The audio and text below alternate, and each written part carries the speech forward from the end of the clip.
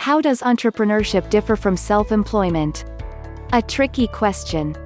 But throw away the other answers and pay attention to this one. A self-employed person is focused on finding opportunities for work, for him or herself. The emphasis is on maintaining a secure income and on remaining employed working. In general, the self-employed person is not tolerant of great financial risk, and deals with what is known. But the entrepreneur is focused on creating a business, which carries its own identity. The emphasis is on creating opportunity even though there may be no actual work and no income. The entrepreneur hopes for growth and expansion, is tolerant of great risk, and deals in the unknown.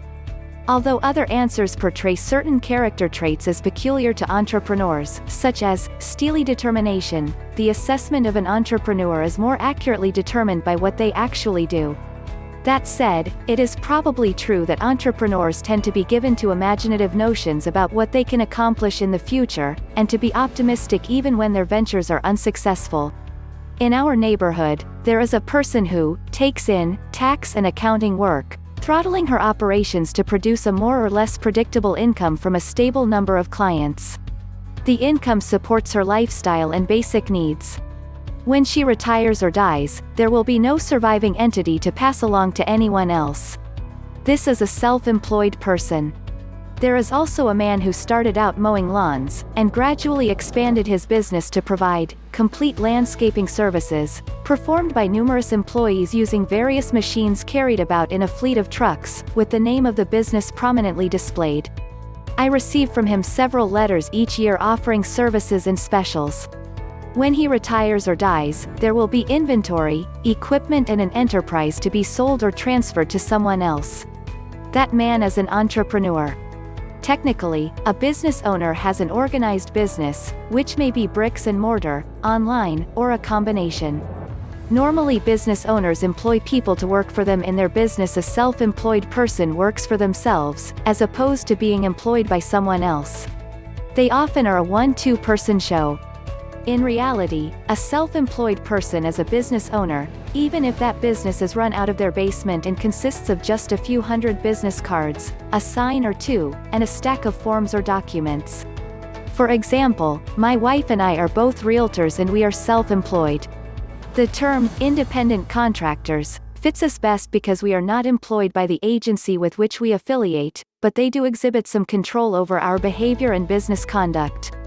We can work in the agency office, not so much right now with the COVID-19 lockdown, but usually, or we can work at home or anywhere else we choose.